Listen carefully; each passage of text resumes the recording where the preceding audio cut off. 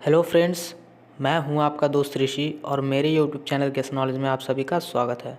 तो दोस्तों, आज से मैं शुरू करने वाला हूं एक्सेल की सीरीज़, जिसमें आपको एक्सेल की सभी वीडियो उपलब्ध कराई जाएंगी।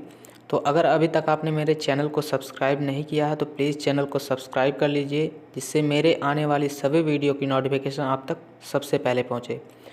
तो देरी न करते हुए चलिए वीडियो को शुरू करते हैं। तो दोस्तों, आज की इस वीडियो में मैं आपको बेसिक से स्टार्टिंग से एकदम इंट्रोडक्शन और इसके इंटरफेस के बारे में सारी जानकारी दूंगा, और ऐसे ही आगे की सारी सीरीज़ आती रहेगी। तो जल्दी से चैनल को सब्सक्राइब कर लीजिए। तो चलिए वीडियो को शुरू करते हैं। तो चलिए सबसे पहले हम इंट्रोडक्शन देख लेते हैं एक्सेल का कि इंट्रोडक्शन क्या है। तो यहाँ पर सबसे पहले देख लेते हैं क्या क्या मैं इस वीडियो में डिस्कस करने वाला हूँ। आप देख पा रहे होंगे यहाँ पर इंट्रोडक्शन लिखा हुआ है। सबसे पहले इंट्रोडक्शन जानेंगे क्या होता है। फाइल एक्सटेंशन नेम जानेंगे, एक्सेल का फाइल एक्सटेंशन नेम क्या होता है, वर्कबुक भी क्या होता है, वर्कशीट क्या होता है, एक्टिव वर्कशीट क्या होता है, रो क्या होता है और कॉलम क्या होता है। तो इतने सारे पॉइंट्स के बारे में आज की इस वीडियो में मैं डिस्कस करूँगा। ये सारे सारे होते क्या हैं एक्सेल में, ठीक। तो चलिए सबसे पहले मैं यहाँ पर ओपन कर लेता हूँ। तो चलिए सबसे पहले मैं आपको परिचय इसका दिखाता हूँ कि क्या परिचय होता है। तो सबसे पहले हम इंट्रोडक्शन देखते हैं, एक्सेल का इंट्रोडक्शन होता क्या है। तो यहाँ पर लिखा हुआ है एमएस एक्सेल का पूरा नाम माइक्रोसॉफ्ट एक्सेल है। यह एक पावरफुल स्प्रेडशीट प्रोग्राम है जो आपके डेटा तथा कैलकुलेशन को सुचारू रूप से व्यवस्थित करता है तथा वर्तमान में इस एप्लीकेशन का प्रयोग अधिक मात्रा में किया जा रहा है। एवं एमएस एक्सेल का फाइल एक्सटेंशन नेम .xlsx होता है। इसके बाद चलिए नेक्स्ट देखते हैं वर्कबुक क्या होता है। वर्कबुक ये अनेक वर्कशीटों का कलेक्शन होता है। जब हम एक्सेल ओपन करते हैं तो स्क्रीन पर एक वर्कबुक प्रदर्शित होता है, जिसमें बाय डिफ़ॉल्ट 3 वर्कशीट प्रदर्शित होता है, जो क्रमशः शीट 1, शीट 2, शीट 3 के नाम से शो होता है। इसके बाद नेक्स्ट है वर्कशीट। वर्कशीट एक शीट होता है जो अनेक रो और कॉलम से मिलकर के बना होता है। एक्टिव वर्कशीट क्या होता है दोस्तों। एक्टिव वर्कशीट वर्तमान में जिस वर्कशीट पर हम कार्य कर रहे होते हैं वह एक्टिव वर्कशीट कहलाता है। एक्टिव वर्कशीट के बाद है रो। रो क्या होता है। रो एक्सेल में रो जो होता है वो सेलों का एक हॉरिजेंटल ब्लॉक होता है जो पूरे वर्कशीट में बाएं से दाएं की ओर चलती है। वर्कशीट में इसे नंबर के द्वारा प्रदर्शित किया गया होता है। पहले रो का नाम 1 तथा दूसरे का नाम 2, और इसी तरह आगे भी नंबर दिए गए होते हैं सभी रो को, ठीक है।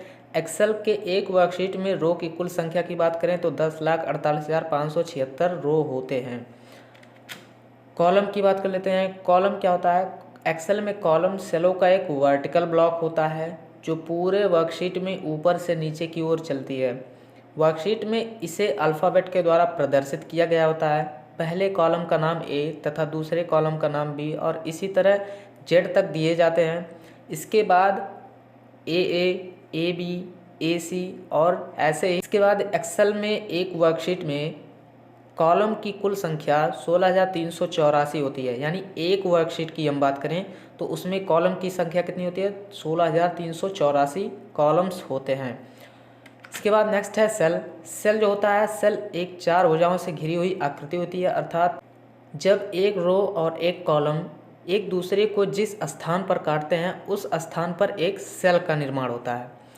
नेक्स्ट देखते हैं फंक्शन। फंक्शन एक्सेल में फंक्शन किसी फार्मूले में दी जाने वाली वैल्यू को रखने का एक स्थान होता है, जिसे ओपन ब्रैकेट तथा क्लोज ब्रैकेट के द्वारा प्रदर्शित किया जाता है। फार्मूला देखते हैं क्या होता है। फार्मूले की बात करें तो एक्सेल में फार्मूला पहले से निर्धारित एक प्रोग्राम है जो चिन्ह के द्वारा प्रदर्शित होता है तथा इसकी सहायता से विभिन्न प्रकार की गणनाएं की जा सकती हैं। जी हाँ, एक्सेल में जितनी भी गणनाएं होती हैं वो फार्मूले के द्वारा या फिर ऑपरेटर्स के द्वारा होते हैं। ऑपरेटर क्या होते हैं मैं आगे की वीडियो में डिस्कस करूँगा। नेक्स्ट ये हुआ फार्मूला बार। एक्सेल में फार्मूला बार नेम बॉक्स के दाईं ओर व्यवस्थित होता है। ये सारे के सारे अभी मैं प्रैक्टिकल वे में करके दिखाऊंगा कौन चीज़ कहाँ पर व्यवस्थित होता है। तो यहाँ पर लिखा हुआ है एक्सेल में फार्मूला बार नेम बॉक्स के दाईं ओर व्यवस्थित होता है। इसका कार्य फार्मूला कंटेंट अथवा वैल्यू को प्रदर्शित करना होता है। Next name box. Name box formula बार के दाईं ओर बाईं ओर व्यवस्थित होता है। तथा इसका कार्य किसी भी सेल के एड्रेस को प्रदर्शित करना होता है, तो ये उस सेल के एड्रेस को प्रदर्शित करेगा जिस पर हमारा पॉइंटर सेलेक्ट होगा, या जो भी सेल सेलेक्ट होगा उस सेल के एड्रेस को डिस्प्ले करेगा। तो चलिए फ्रेंड्स, अब एक्सेल को ओपन करके देख लेते हैं कि कौन चीज़ कहाँ पर होता है एक्सेल में। ये जितने भी ऑप्शंस थे वो एक्सेल में कहाँ कहाँ पर होते हैं और कैसे दिखाई देते हैं, ठीक है। तो चलिए मैं सबसे पहले आपको एक्सेल ओपन करने का तरीका बता देता हूँ कैसे ओपन करेंगे। तो सबसे पहला ऑप्शन रूल्स है कि आप स्टार्ट मेनू पे क्लिक करेंगे। स्टार्ट मेनू पे क्लिक करने के बाद यहाँ पर आपको मिलेगा ऑल प्रोग्राम, इस पर क्लिक करेंगे। ऑल प्रोग्राम ऑप्शन पे क्लिक करने के बाद नीचे आप स्क्रॉल करके आएंगे तो आपको मिलेगा एक ऑप्शन माइक्रोसॉफ्ट ऑफिस का। अगर आपके कंप्यूटर में नहीं है तो इंस्टॉल कर लीजिए माइक्रोसॉफ्ट ऑफिस। तो इसमें जब आप क्लिक करेंगे तो आपको सेकंड ऑप्शन या थर्ड ऑप्शन कहीं पर भी आपको एक्सेल देखने को मिल जाएगा। अगर आपको यहाँ नहीं दिखाई देता है तो डोंट वरी, आप डेस्कटॉप पर राइट क्लिक करेंगे। राइट क्लिक करने के बाद न्यू पर जाएंगे और न्यू पर क्लिक करने के बाद अगर आपको यहाँ पर भी नहीं मिलता है एक्सेल तो आप इसके बाद विंडो आर करके रन के द्वारा ओपन कर सकते हैं। तो चलिए मैं यहाँ पे विंडो आर कर देता हूँ और यहाँ पर एक्सेल टाइप करेंगे। ठीक है, एक्सेल टाइप करने के बाद ओके पर क्लिक करेंगे या एंटर बटन कीबोर्ड से प्रेस करेंगे, आपका एक्सेल ओपन हो जाएगा। तो चलिए मैं यहाँ पर ओके पर क्लिक कर देता हूँ। आप देख पा रहे होंगे यहाँ पर ये एक्सेल ओपन हो चुका है। ठीक है, इसको मैं मैक्सिमाइज़ कर लिया। सबसे पहले देखते हैं यहाँ पर ये सारा जो दिखाई दे रहा है ये पूरा इंटरफेस है एक्सेल का। ठीक है, तो यहाँ पर हमारे सारे जो भी ऑप्शंस अभी मैंने बताए हैं वो सारे यहाँ पर शो होते हैं। तो सबसे पहले देखिए यहाँ पर क्या होता है। सबसे पहले हम बात कर लेते हैं वर्कबुक की। तो वर्कबुक जो होता है ये पूरा ये जो हमारा एरिया है ये पूरा वर्कबुक कहलाता है। ठीक है, ये पूरे एरिया जो है एक्सेल की ये सारी वर्कबुक कहलाती हैं। और इसमें वर्कशीट की बात करें तो ये वर्कशीट है, शीट 1 आप देख पा रहे होंगे नीचे, शीट 1, शीट 2 और शीट 3 के नाम से बाय डिफ़ॉल्ट ये होते हैं। 3 शीट ऑलरेडी इंसर्ट होते हैं। तो और ज़रूरत पड़ने पर चाहें तो यहाँ पर न्यू शीट पे क्लिक करके इंसर्ट कर सकते हैं। तो ये बाय डिफ़ॉल्ट 3 वर्कशीट एक्सेल में होते हैं। और इसके बाद हम बात करते हैं यहाँ पर वर्कशीट हो गया।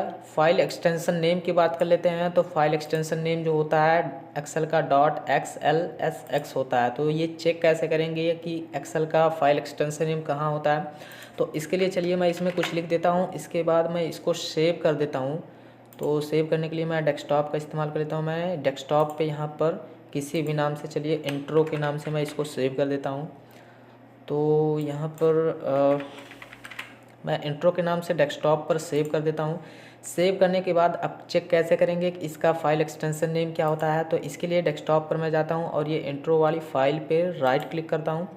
राइट क्लिक करने के बाद प्रॉपर्टीज़ पे क्लिक करेंगे तो आप देख पा रहे होंगे यहाँ पर .xlsx लिख के आ रहा है, ये फाइल एक्सटेंशन नेम है। टाइप ऑफ फाइल में आप देख पा रहे होंगे माइक्रोसॉफ्ट ऑफिस एक्सेल वर्कशीट के जस्ट बाद यहाँ पे .xlsx दिखाई दे रहा है। ठीक है, तो ये होता है फाइल एक्सटेंशन नेम।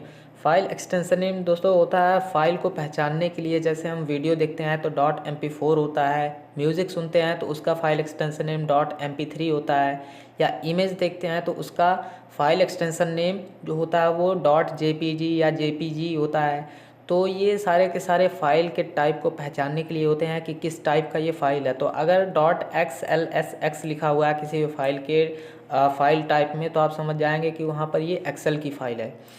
तो यहाँ पर फिर से मैं एक्सेल को एक्सपेंड कर लेता हूँ। यहाँ पर नेक्स्ट दिया हुआ है फाइल एक्सटेंशन नेम हो गया, वर्कशीट हो गया, एक्टिव वर्कशीट। एक्टिव वर्कशीट की बात करें तो यहाँ पर जिस वर्कशीट में मान लीजिए इसमें शीट 1 में मैं काम कर रहा हूँ तो ये मेरे लिए एक्टिव वर्कशीट होगा। ठीक है, ये जितने भी होते हैं मान लेते हैं शीट 2 में क्लिक करके काम कर रहे हैं तो ये शीट 2 मेरे लिए क्या होगा, एक्टिव वर्कशीट होगा। अर्थात कि जिस वर्कशीट पे हम करंट टाइम पे काम कर रहे होते हैं वो हमारे लिए एक्टिव वर्कशीट कहलाती है। ठीक है, नेक्स्ट यहाँ पे दिया हुआ है रो क्या होता है।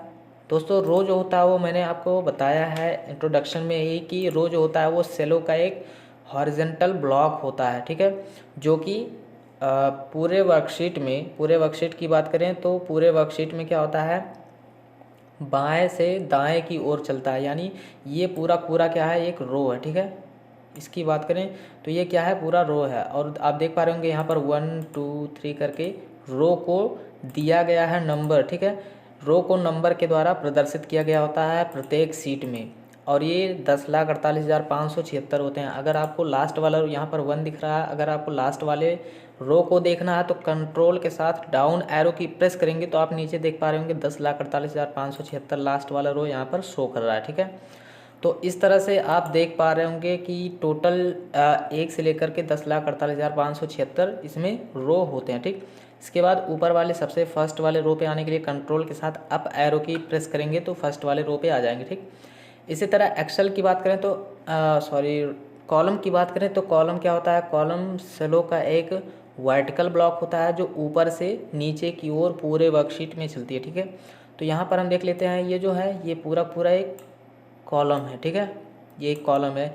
इससे मैंने बताया था इंट्रो में कि ये जितने भी कॉलम्स होते हैं इनको वर्कशीट में अल्फ़ाबेट के द्वारा प्रदर्शित किया गया होता है। मीन्स सारे के सारे जो रो होते हैं उनको अल्फ़ाबेट नाम दिया गया होता है। ए से शुरू होते हैं और लास्ट कॉलम का नाम XFD होता है। तो अगर आप यहाँ पर देख पा रहे होंगे ABC ऐसे ही करके Z तक दिए गए होते हैं। Z के बाद इनका नाम बदल जाता है, AA आ जाता है, AB आ जाता है। आप देख पा रहे होंगे यहाँ पर Z के बाद AA है, AB है, AC है, ठीक है।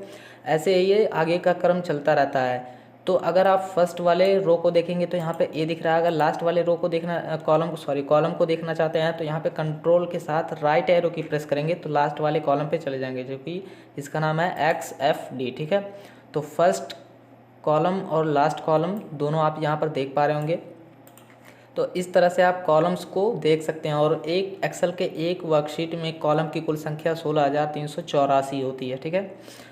तो अगर आप दोनों को रो और कॉलम को एक साथ देखना चाहते हैं कि कितने रो और कॉलम होते हैं तो आप यहाँ पर इस बटन पर क्लिक करेंगे, यहाँ पर प्रेस करके रखेंगे इस स्थान पर, ठीक है। तो यहाँ पर आप देख पा रहे होंगे यहाँ पर 10,48,576 R मीन्स रो और 16,384 CC मीन्स कॉलम, ठीक है। तो दोनों एक साथ यहाँ पर इंटू करके प्रदर्शित हो रहा है, डिस्प्ले हो रहा है, ठीक है। दोस्तों यह वीडियो आपको कैसा लगा नीचे कमेंट सेक्शन में कमेंट करके ज़रूर बताएं और वीडियो को लाइक और शेयर करना बिल्कुल ना भूलें। तो मिलते हैं नेक्स्ट वीडियो में एक नई जानकारी के साथ, तब तक के लिए बाय बाय।